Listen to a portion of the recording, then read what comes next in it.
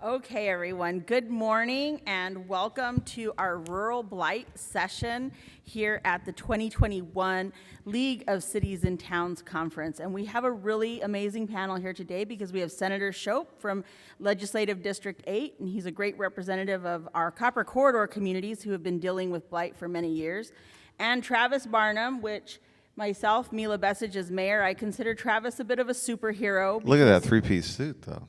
Yes. He looks fabulous. Travis, you do. All right. We said we're going to have some fun. We're going to be lively because it's 8 o'clock in the morning. I don't know how we ended up with an 8 a.m. session, Senator, but we did. It was a joke to me, I think. It was a joke? Many of you actually aren't even here for this panel. You're here to see if I was actually going to show up for an 8 a.m. You know, there's a secret bet going on, Senator, and so whoever voted that you'd be here before 10 after was like on time, but it's good. Anyways, everyone, like I said, it's 8 o'clock in the morning, and we're going to talk about some very serious issues that have been facing rural Arizona. And Travis Barnum, as we said, he's been an incredible resource to communities like Superior and Kearney and Globe, Miami, helping us handle some very significant issues. And looking across the room, I see friends from Dewey Humboldt, I see people from Coolidge, and we know we've had just lots of different issues. Duncan, I know we've had some conversations with you and Wilcox. So we're going to share a little bit about our story. Blight happens when you have one building in your downtown or your community, and all of a sudden there's no resources to take care of it. Whether it's an economic resource, a mine shuts down and then somebody doesn't take care of their building, and then it just kind of grows. It becomes a cancer very quickly. And then you're trying to rebuild your local economy in your local communities, and you have these cool downtowns, but environmental remediations oftentimes hold you back. And so there's lots of challenges, and of course our friends in urban areas may be able to have more resources like condemnation and eminent domain, and we all know how stressful those are. And in small towns, most of the time, these are our neighbors and friends who have had these problems with buildings. There's also other tax loopholes that have been out there, and that's probably another conversation for another day. But I'm going to turn the floor over to Senator Shope, who's going to tell us a little bit more about his advocacy and how he's been working with the Copper Corridor on our blight issues. Yeah, I think that the mayor puts it out pretty well in the sense that, look, this is an issue that has existed in the Copper Corridor especially for many years, but I would argue it's an issue that exists pretty much in every community across the state of Arizona. And my hope today was that we were going to have folks from a cross-section of communities from the state, because this issue exists all over, and oftentimes in a more urban setting, maybe you're just able to drive another mile or two, and you get out of the blight section, and you get into something like we're here, we are here. So, yeah, I guarantee you, if you drive a couple miles south of here, you're going to end up in a place where we're probably going to have the same exact conversation about a community, about a neighborhood, et cetera. So, when I first got elected in 2012 and got sworn in 2013, right away I was reached out to by members of the Gila County Board of Supervisors and by folks from Globe and Miami who reached out to me and talking about this issue and began to really look into it. And I'm no novice by any stretch of the imagination. My dad was a mayor for 16 years in Coolidge, so it's something that I kind of knew about, but I hadn't really delved into as far as being an issue. But it does exist. We have, especially in our cities that, like a Superior, I met with Globe the other day, which is in my district as well, that are almost no growth type of communities where you're bounded by forest land pretty on all sides of you, or state trust, or whatever the case may be. And you have a situation where you're not able to expand your boundaries like a Peoria can, or a Glendale, or what have you, or we don't have the luxury of having prisons like Florence does, but look, you have these things that are arbitrary that surround you, and you're not able to grow. And if you look insular, as you should, in these communities, the insular that you have is oftentimes these blighted settlements that you have. So look, we have a situation right now. We're trying to figure out what we can do. I've been trying to figure out the legislature how I can help figure this thing out. And a lot of times it deals with things like running a bill that goes nowhere, which we've done. Yes. To go ahead and try to figure this thing out. But we're really in a situation where we want to help, and how to help is probably the biggest thing. But it is a confusing ordeal because my colleagues down there will oftentimes go down a path that is, oh, well, hey, let's just, you guys have power to condemn, so just go ahead and, why aren't you using the tools in your toolbox? A very expensive tool, right? In your toolbox, of course. So we work with our friends at DEQ, we work with our friends in other agencies to try to figure out how we're able to go ahead and deal with this problem. But it is a very significant issue. It is something that exists in every single city in this state, even if we don't talk about it. It exists in every single city. And how do we broaden that conversation beyond Superior? How do we broaden that conversation beyond Hayden, Winkleman, Globe, Miami, and all these communities? So that's kind of what I guess my charge is. So you can't go around just putting a red flag on everything. No. And, let's see, am I going there? Yeah, you're on. Okay. Just real quick, make sure I'm on a level playing field with everyone in the audience. By show of hands, have you worked on a brownfields project before? Got a few. Okay, so real quickly, when we talk about brownfields, just by definition, it's real property. And the reason why we say real property is it doesn't apply to like rivers and ponds or lakes. There we go. Haha, now I got it. All right, so we're not talking about rivers or lakes, things of that nature, just real property. And then it's where there's a hindrance to either expanding the property, reusing it, or redeveloping. And the hindrance is either real or perceived. And what I mean by real or perceived is you can have a real problem where you see stained soil in the ground. It's very obvious. There's something there. The perceived could be, back in 1950, we know that this used to have a gas station here, and then it closed down. And then in like 1972, Margaret opened up a flower shop. She ran that until about 1998, and now it's been sitting dormant since 1998. So we're like, well, it was a flower shop. What's the big deal? Yeah, well, if we go further back, there's probably old underground storage tanks possibly there, right? So that's that perceived issue, and so people are afraid to go and invest in that property. So with brownfields, what we can do is it's a grant program out of Arizona Department of Environmental Quality.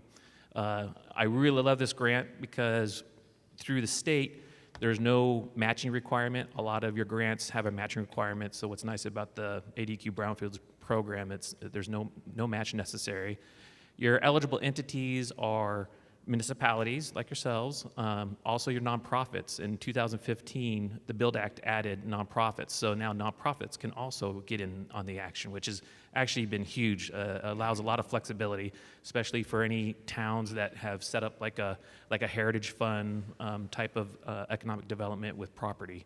So saying that, what happens now is the brownfields allows you to do two types of actions. You can either assess the property, or maybe you've already had the property assessed. You already know that it has underground storage tanks, or you know the building has asbestos in it. And so then we have also our cleanup action. So those are the two main paths that we can come in and help you with, is we can either assess the property and or clean it up as well. And so that's the big hurrah, and that's what really helps out. And also because we can help you manage the project, especially with the smaller towns, in cities where you wear multiple hats, right? You might be town manager and also chief of police, right? So it could be where do you find time to manage a grant, right? So that's where we come in. We're going to help take care of that lift. We've gone through, at our agency, I'll pump the chest a little bit of, over the last 7 years, we've been working hard on what we call voice of the customer. And what we do is when we go to improve a process at the agency, we don't just come up with, we're going to solve our problems. We invite you into our doors and say, tell us how we can make the process better. And that type of culture that we've been cultivating for 7 years now at the agency has been tremendous. So the customer service level that happens through the Brownfields program is great, because now you have a application that's 2 pages. It's very simple. And then you also just have to include a cover page that just explains what we're trying to do. And then we go from there. And we have been knocking it out. I've been all over the state, and I love it. I love this state. I love traveling. This is like a refreshing. I was so glad to be invited to this. It's refreshing where it's like, oh, you get to all come and see me instead of me always coming to see you. But then, see, by being here, though, I miss out. I can't go to Kingman and go to Spokes, and have a nice sandwich there, or, head down to Yuma for some good grub there. So I appreciate everyone coming to our fine town here. But long story short is the Brownfields program is, relative terms, quick and easy. We usually can open and close a project in 180 days, so 6 months, and it's fantastic, and it gets you going. And it's a great tool also for any community development, economic development person in your community who is trying to draw in somebody. That's the big part right now. We're trying to say we have skilled workers, and we're trying to keep our skilled workers in small towns, and helping to entice them, saying, hey, we've got infill property. You don't have to break virgin soil, build a whole new complex. You can go ahead and start using this turnkey operation for the most part, because we've given it a clean bill of health, either through assessing to show that there's nothing there, or we've assessed, found something, and then cleaned it up, and then you can use it. So, I think I have probably my best spokesperson here who would provide you an example of that. Well, and this panel is where we've all worked together. Obviously, Senator Shope from a policy side and understanding our issues and some of the complexities. But then Travis and his team over at ADEQ and the contractors that work for ADEQ. I can tell you as a mayor and our town managers here, the Brownfields program is probably one of the most streamlined and efficient programs to use, and has helped our community. So the town of Superior actually owned a building, the historic Belmont Hotel, and the town owned it. It had mold issues, it had some asbestos issues, it had a lot of issues, and the town couldn't do anything with it. But we owned it. It was a big center of our downtown. And so we went through a phase 1 assessment to determine what was wrong with the building, what needed to happen to the building, so we could either make a determination to put something in there or sell it ourselves. So it took us about 2 years to get to that point, and just this last year, the building has now been sold to a young woman who's going to open a Airbnb-style hotel and community center downtown. So it was a learning lesson for our council on setting up those RFPs and RFQs on how to sell property that's actually has some real estate value, but we couldn't have gotten to that point without having ADEQ to utilize these programs. Now, as we talked about in the very early onset of this program, Brownfields dollars, so I guess if we're going to talk to Senator Shope, more money for Brownfields would be great. A regional blight fund would be awesome, because what's happens, there's only so much money in the pot. And, Travis and his team really work hard to spread that money across the state.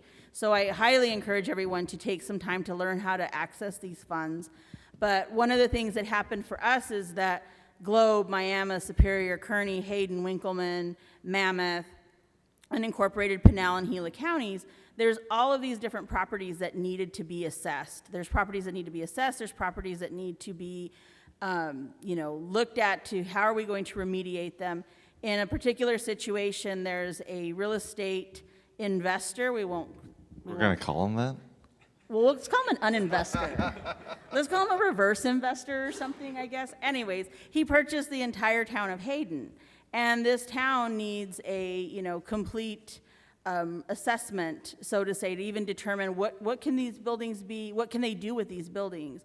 And so we were fortunate. We brought together a regional coalition, and thanks to Gila County for taking the leadership on that. We have developed the Copper Communities Blight team, or Blight Busters, and we've been working on that, and we actually received a EPA Region 9 Brownfields grant from the federal government, and that is also helping to triage this workforce training program. So any of you that are working here in the region, like maybe there's 2 or 3 communities, those EPA Region 9 grants, you really have to go out. Superior tried to go after it by ourselves, but it determined we would be better off as a region. So I think after 3 applications, the third time was a charm, and we're finally there. And now Travis and his team are starting to get going on that particular program. But Senator Shope, so we're looking at the 2022 legislative season. Obviously, for the League Resolutions Committee 2 years ago, or 2019, said this is important to the League of Cities and Towns, and we need legislation, and it's really more that rural communities need some new tools in our toolboxes. Yes, can cities and towns do condemnation? Can we do eminent domain? Absolutely. But in a small town, again, the politics and the cost associated, we can't address these issues. To Senator Shope's point earlier, infill development is critical for our communities. And blight is not just an urban issue or a rural issue. It's something everybody faces. We see it on a much more magnified approach. So, Senator, how can we help you as elected officials and advocates that are concerned for blight in our region help you get this bill passed next year? Yeah, so aside from the folks that I see who actually live in LD8 and represent LD8 who really do respond and I won't say come at me, but reach out. I think that's the friendlier way, per se. How often do you talk to your legislator? Because guess what? The league asks us to come, asks us to be here, asks us, and provides a room for us, things like that, to be in touch with all of you. But how many actually take advantage of that? How many actually, yeah, there you go. You should. She does. This is one of the reasons why I'm here. One of the reasons why I'm actually talking about this issue that is very significant. The district I represent is a very cross-section of hyper growth and no growth. And all of them have similar issues in the sense of this one. This is like probably the one issue that brings everybody together. And how do you help? How do we help each other? How do we help bring this issue to the forefront? I can tell you that I've run a few bills on this issue. I'll continue to do so. I'm going to continue to raise the issue at the legislature. I need some help in the sense that many of my colleagues, it's not that they don't care. They don't know. They don't know because you all haven't brought the issue to them, right? Like the mayor has. And when you do that, it's not just, hey, a colleague of mine has this issue in Superior. Don't even know where that is. It becomes, oh, you know what? I talked to a council person in my district that was talking about this problem that's happening, and now it's my problem, right? So we're going to go ahead and try again. I can tell you we have advocates there. John Kavanaugh, who's the chairman of the government committee in the House, I know he was here a few times this week. I know his wife was a former mayor of Fountain Hills and is a very fond person of the league and comes to the meetings often. So we have some folks down there that want to talk about this issue and how we can help these communities not just survive but thrive. How many of you have been through downtown Globe recently? Excellent. What is different in the last 10 years, right?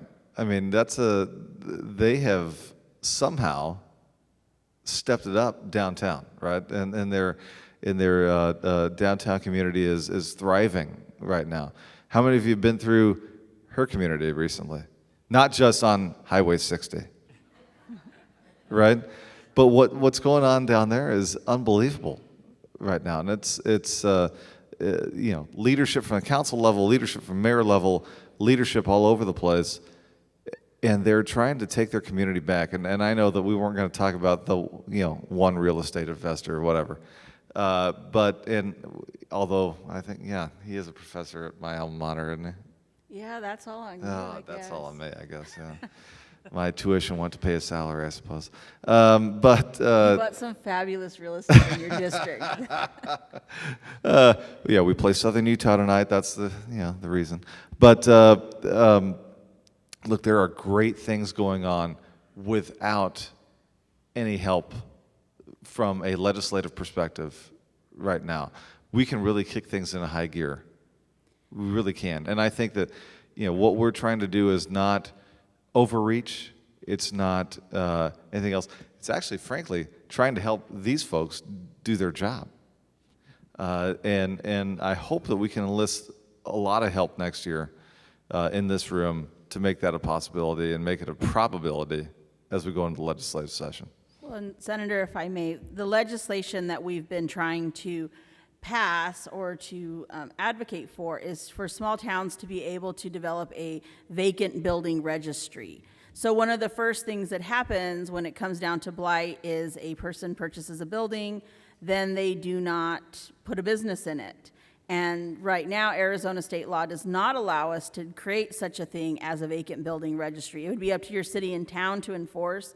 And we see that as a very first step, because for smaller towns, that could be very time-consuming on your code enforcement, but it is a first step to having another tool in our toolbox to avoid things like condemnation or getting to that point.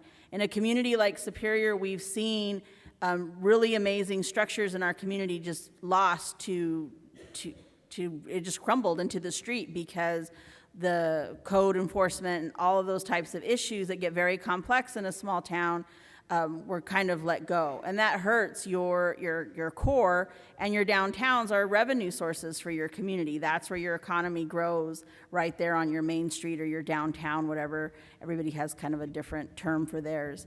But again, there's a tremendous amount of tools within ADEQ that can kind of help you in those in-between points, like the Brownfields program that Travis has, or if you're working regionally. So I think it's important that we talk a little bit about those programs. And I think one word that we want to go ahead and I know I'm guilty as charged today, but one word we want to definitely sweep out of our lexicon when we talk about issues like this is condemnation. We don't ever want to go there, right? Nobody wants to go there. And frankly, I think for every city council here, you pay your attorneys enough just to make sure that you're following open meeting law. All right, you don't want to pay them to do anything more than that, which includes condemnation. So let's get that word out of our entire lexicon. We want to do things on the front end to make sure that we don't ever have to go there. Exactly. It's more on the preventative side and creating opportunities to not have to go down those more extreme paths. It's very costly for communities, and it's just, unfortunately, sometimes you have to do that. Travis, do you want to tell us a little bit more about how simple your programs are, and maybe walk through an example of a community, how it starts off for you? Yeah, definitely. And real fast, I just want to make sure it's clear. The state Brownfields program is not state funds. There's no state money in that. We are a pass-through of EPA Region 9. We apply to get that money, and then they basically pass it to us to then distribute, and trust us to do that. So there is no state Brownfields funding. So that's when we talk about, is there opportunities to try to grow more funding for this, and also grow it in a way that it serves Arizona more specifically. And what I mean by that is the brownfields that we have under EPA is specifically hazardous waste. It has to be classified as a hazardous waste. So, those solid waste issues, those illegal dumping issues that you also have to deal with in your communities, brownfields is pretty limited in helping in that area with this specific program that I manage. So I just want to kind of make sure that was clear out there and how that works. Now, as far as projects, I'll give a couple of examples, and basically because of the type of entity. So, and how to reuse property. Duncan, if everyone knows where Duncan Valley's out there, there's the old Duncan Valley Gin. So I think it's something like, well, I'll just throw a number. I think it's like 12 acres, something like that. It's a good sized lot. But it was the old gin, and it had stuff there, and it had soil staining and had asbestos in the sealant around the window seals, right? And so, beautiful couple came to me, nonprofit, and they wanted to open up a farmer's market because there's we talk about food deserts and having accessibility to fresh produce. And so every Saturday now that it's been cleaned up, they now have that available for a farmer's market, brings the community together. And they also went ahead and built their own little kitchen.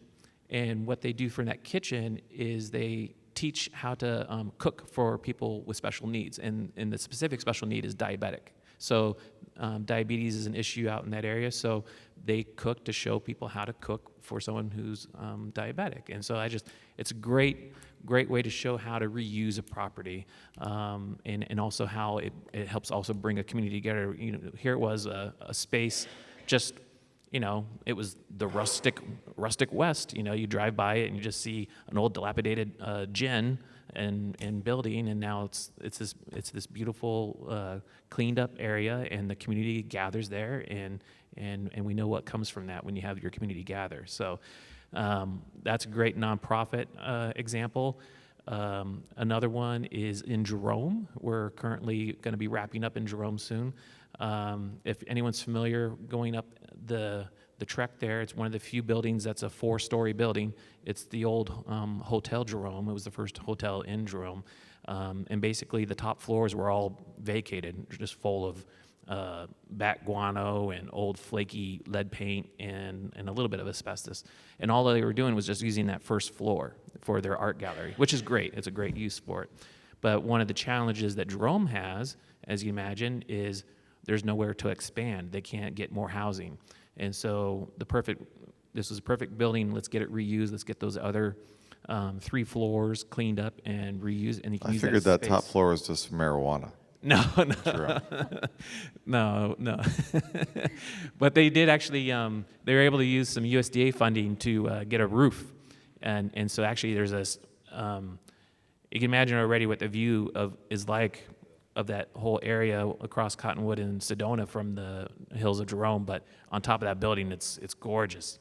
So that's another privilege of being able to go and do these site visits is, you just go and see some beautiful architecture, but also beautiful views. Who says they were on the top of the Jerome Hotel? So, so we can't wait to see that one come through. Like I said, now that's again because of limited funding, right? I only have so much money each year, and I can't just pour it all into one site, or the rest of the city suffer. So we've been just, 1 year we did the assessment, second year we did some lead stabilization, and then this year we're going to finish off the last 2 floors, and then we can finally let the town of Jerome get moving and either get, we're talking about multi-use, right? There might be some additional office space because there's lack of town office space, I think is the case, and then also living quarters. And so, I remember Hunter, who's up there, he was telling me how they want to hire a person to be like town manager, but then they don't have a place for the town manager to move into, so now the town manager has to go live down in Cottonwood and drive up to Jerome, and we know how that is when you're trying to live outside of the town that you're representing. That's the, that's not, we know what that look, it's just not a good look, right? So, so there's 2 where with the town and also with a nonprofit.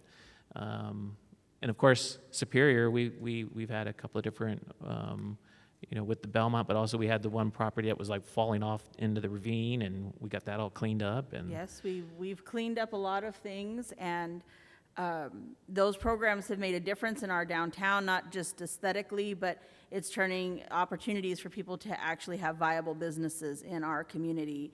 And we have a big project coming up with the purchase of our original Superior High School. So anyone familiar with that, our council, we talked about having some big, huge, hairy goals, said, well, we want to build a multi-gen center.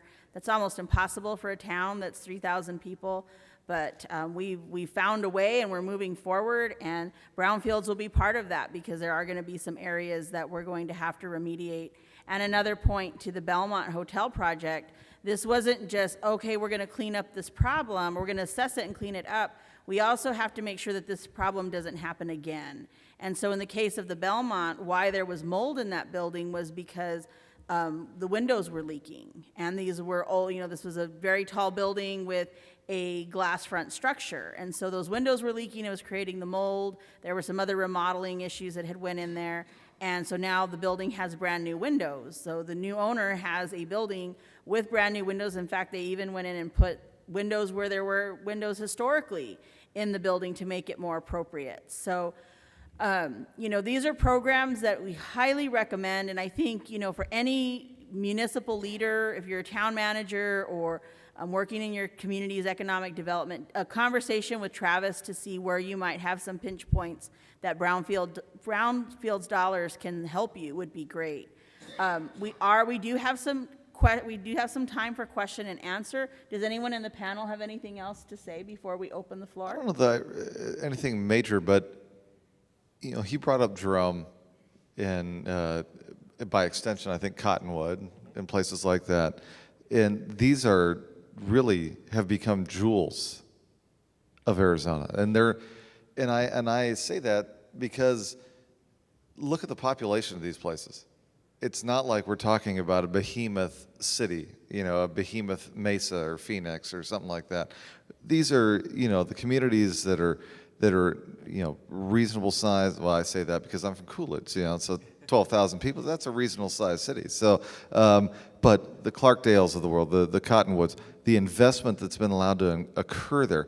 Now, why are they able to transform a main street, right?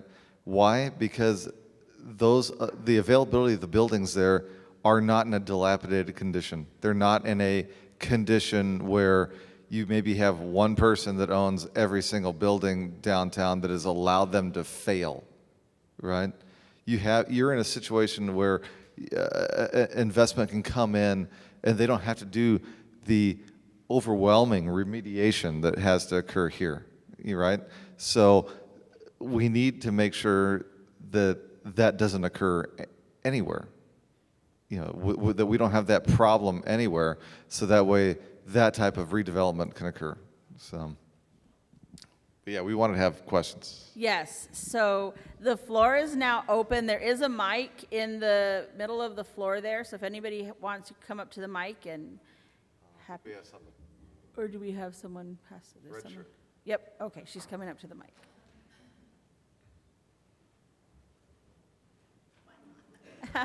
Only one person? Come on.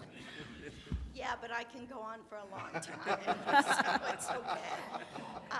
I'm Gail Evans, a council member from Apache Junction.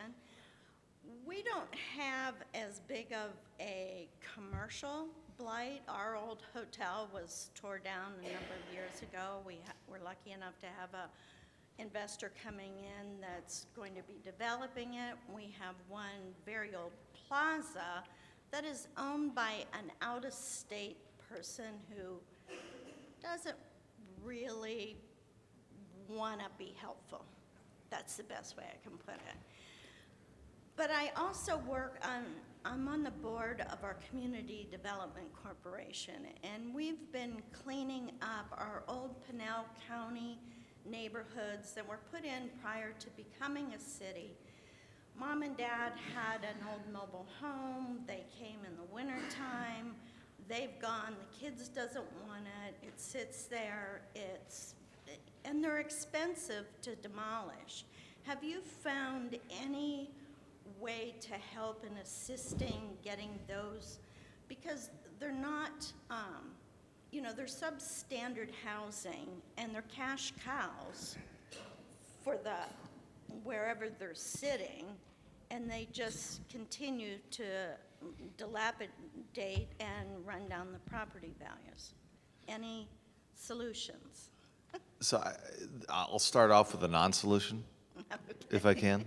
But this is exactly what we had the hearing. We had a hearing of a committee in Superior, what, 2 years ago, 3 years ago, or something like that, to talk about this specific thing. And it's more often than not, look, properties aren't, people don't go out and intentionally just create blight for the most part, right? You brought up a perfect encapsulation of what leads to the biggest problem here is that mom and dad have a property, the kids have moved on where the work is, wherever, and they pass away, and there you go. Now you've got an empty lot. Now you have a property nobody's paying attention to. And that is one of the things I know that the mayor and I have talked about several times, and it inhibits any type of growth within a community, especially a landlocked community. Like Superior is, or Globe, or Miami, or AJ for sure. So this is something that we definitely know is probably the leading cause of what's going on. Have you found our Community Development Corporation, we've got a great team of volunteers throughout the city.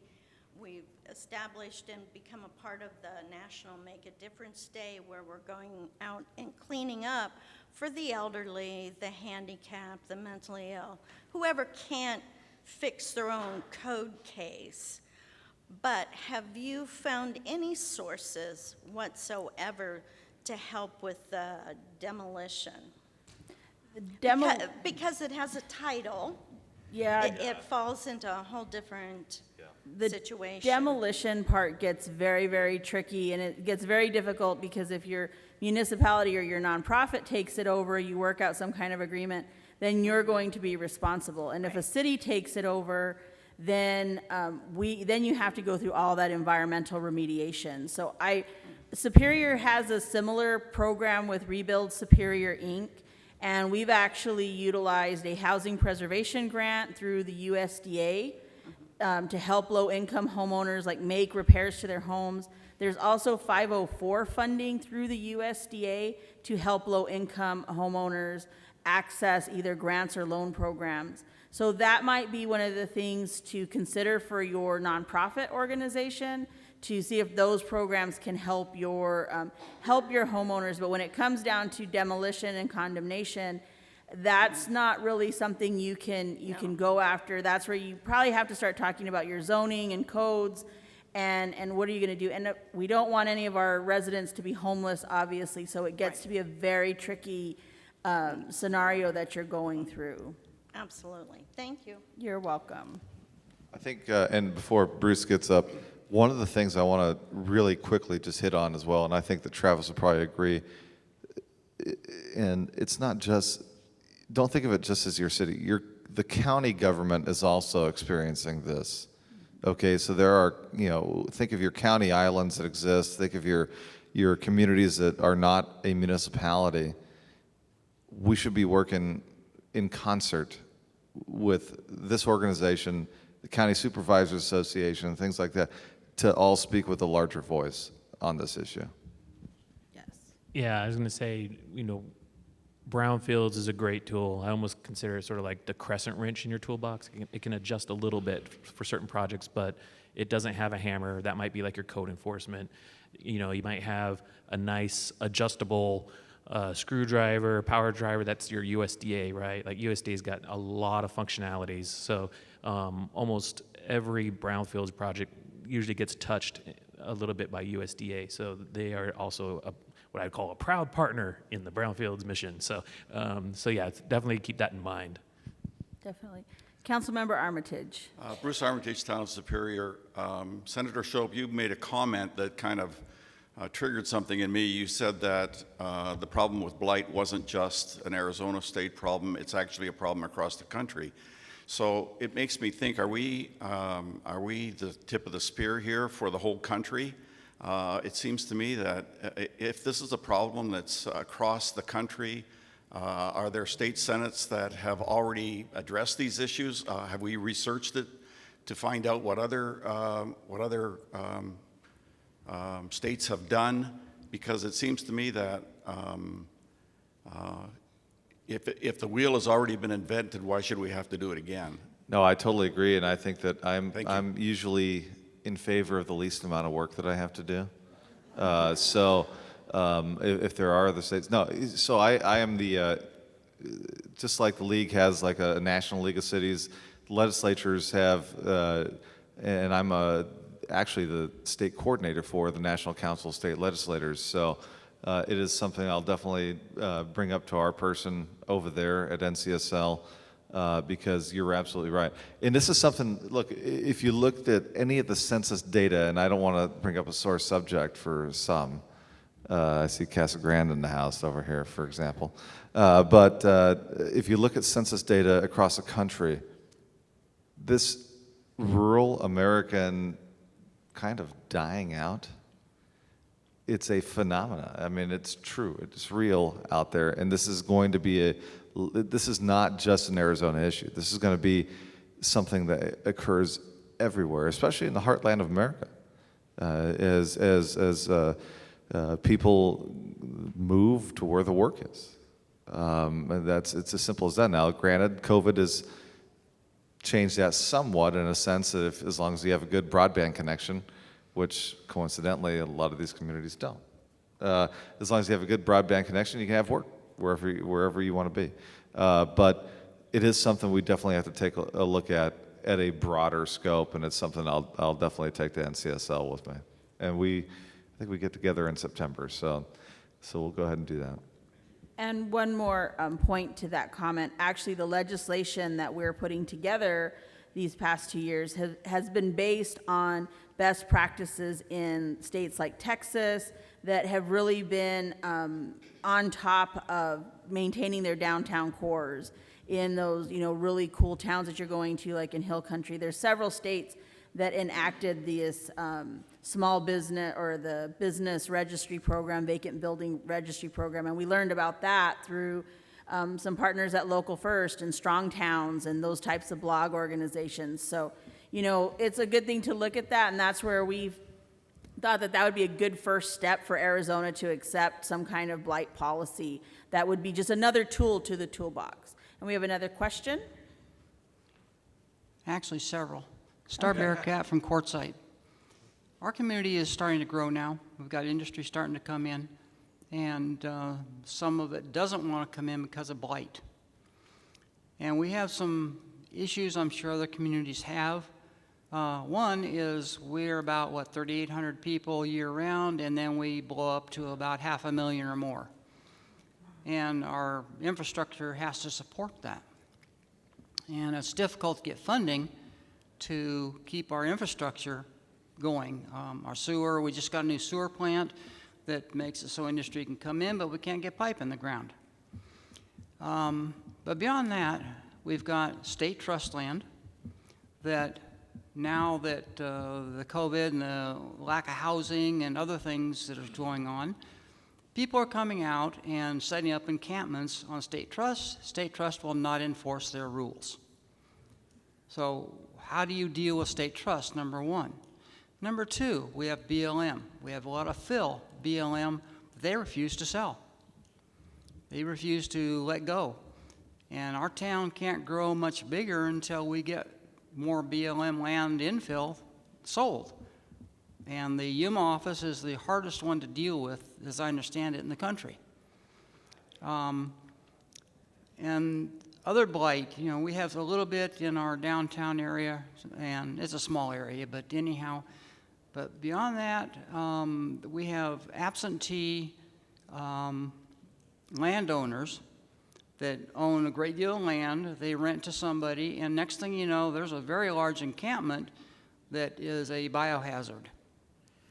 The people that are occupying it refuse to do anything. The landlord refuses to do anything. What do you do? The town only has so much money to clean stuff up. And there are individuals that do set out to, this is my land, I'll do what I want, and you can't make me because it's my constitutional right. You have those in your community too? Just a couple, 300. But some of their properties are actual hazards. And it's extremely difficult to deal with residential private property when you have steel stacked up. They're manufacturing biodiesel and all kinds of other things that are code violations. You cite them and they say, so what? And So your first thing on state trust land, look, I'll tell you, and I know that Councilmember McBride knows this for sure, because we have this issue in Casa Grande every once in a while, but because there are orphan state land lots in every community, just about. There are pieces there where you have a problem with it, you get in touch with me, all right? And we'll go ahead and make sure things get, or at least, our fence is supposed to be locked or things like that, we'll go ahead and we'll make sure that the right people know to take care of that. The other stuff, man, Travis, this is what you get paid for. Yeah, I mean, if we have suspicious, what we call almost like illegal landfill type thing or something like that, I mean, we do have a solid waste enforcement team that would come out and inspect. But again, let me get your information. I can get that over to that manager and see if that is something, because of the jurisdiction. I don't know if that plays a role or not for us, but definitely if we see there's some sort of illegal activity that's enforceable, then we have solid waste and also hazardous waste, depending on how it's applicable from an enforcement side. Now, after they vacate, if that ever happens, but there's where they vacated and we're trying to develop it, then that's where I would come into play probably. But right now, you're probably looking at like DEQ's enforcement team, which would be the solid waste and haz waste team. Okay, thank you. And then from your municipality, your municipal boundaries, what are your codes? What is code enforcement doing? Do you have a solid plan around your code enforcement? We found successfully that you have to share a lot of carrots before you can really shake a stick at somebody. So sometimes it's building that community momentum, like we're going to do a community cleanup, find those nonprofit partners to start building up that pride to say we're going to clean this area up. We've done things like make our transfer station available for free for people to dump their trash, green waste burning. There's things that we've done that just little tiny tools that have helped us keep our town cleaned up and moving it forward in that momentum. But I think code enforcement is critically important, and we all know, like, our code enforcement's in small towns, it's hard, right? Because then your neighbor's calling, well, my neighbor's weeds are, too high, how come they didn't get a notice? And there's privacy involved and all that kind of stuff. But I think really looking at some, code enforcement, how you're going to manage that and doing it in a way that, can bring some productive results. Thank you. You're welcome. And I think we, and code enforcement is critically important, but it shouldn't just be thought of as a reactionary tool. It should be an educational tool, right?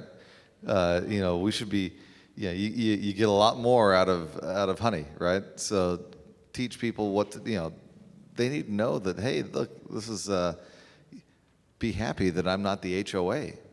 I'm just the city. I mean, this is just, so let's help people do right in their community. And we have one more question. Thank you. My name is Dusty. I'm in Duncan. I am not a member of the town council, so I sit in a different pat than many of you sit. We are just forming a new downtown business association. Recently, we did a fire district annexation because our town was not part of our fire district and we had no fire coverage. I was shocked at the amount of absentee owners that we had, to the point that we just narrowly completed our annexation because we had so many absentee owners. I've heard it floated, but don't know that it's true, that there is a taxing ability for out-of-state owners or out-of-area owners that won't take care of their property, that maybe they could be charged more. Is that available? Is that a tool? Have we talked about that? How does that work?